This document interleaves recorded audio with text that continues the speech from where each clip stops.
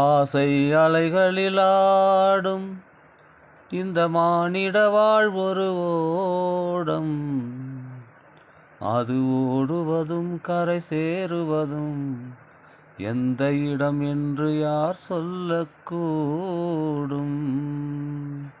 மாளிகை வாசம், தந்தையின் பாசம், மறந்தது உந்தன் கலைகளின் மோகம்.